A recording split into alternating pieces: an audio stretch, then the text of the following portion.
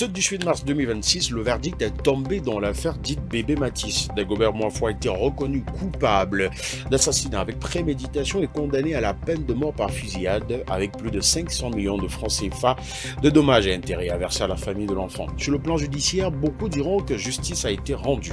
Sur le plan humain, rien ne sera jamais rendu parce qu'au centre de cette affaire, il y a une vérité insupportable. Un enfant de 6 ans a été tué avec une violence inimaginable dans un contexte qui à l'origine ne le concernait même pas.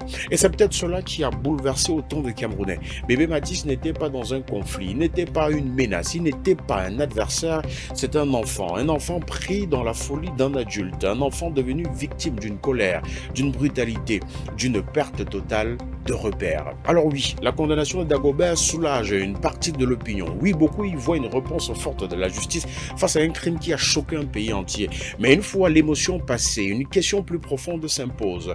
Qu'est-ce que cette affaire dit de nous, de notre société, de notre rapport à la violence et à la vie humaine? Ce drame ne tombe pas du ciel. Il parle d'un pays où la violence devient de plus en plus banale dans l'espace social. Un pays où les disputes ordinaires dégénèrent trop vite. Un pays où l'alcool, la frustration, l'impunité, la colère mal contenue et les tensions du quotidien peuvent produire l'irréparable. L'affaire Bébé Mathis nous renvoie à une réalité brutale. Nous vivons dans une société de nerfs vifs, une société fatiguée, tendue, souvent violente, parfois désensibilisée, et quand cette violence franchit la ligne qui sépare la dispute du meurtre, puis celle qui sépare le meurtre de l'assassinat d'un enfant, alors ce n'est pas seulement un homme qu'il faut juger, c'est aussi une époque. Et ensuite, la question de la peine de mort. Le tribunal l'a prononcé. Le droit camerounais le prévoit encore, mais dans les faits, le Cameroun n'exécute plus depuis des décennies. Cela signifie que le verdict est à la fois juridiquement fort et politiquement symbolique. Et c'est là que le débat, il commence. Pour certains, cette peine est légitime parce qu'un crime d'une telle cruauté appellerait à une sanction exceptionnelle. Parce qu'il faudrait envoyer un message clair à ceux qui pensent pouvoir ôter la vie avec barbarie. Parce qu'à certaines horreurs, seule la plus haute rigueur judiciaire semblerait répondre.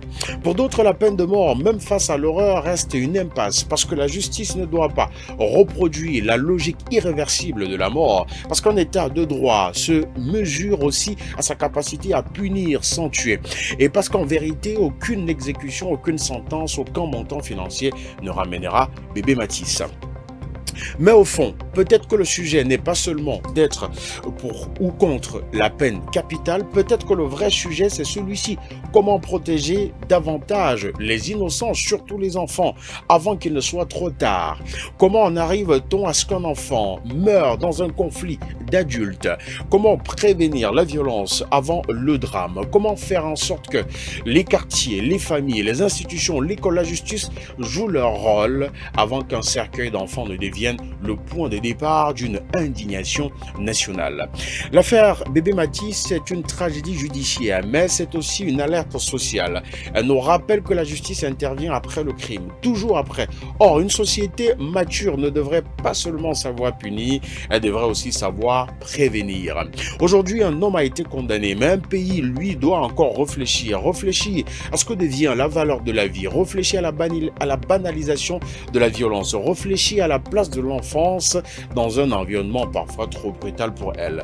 La justice a parlé. Le débat, lui, ne fait que commencer. Au milieu de ce débat, il faut garder une chose en tête. Avant d'être une affaire, avant d'être un procès, avant d'être un verdict, Bébé Mathis était un enfant. Merci d'avoir suivi cette autre chronique. On se retrouve à la prochaine.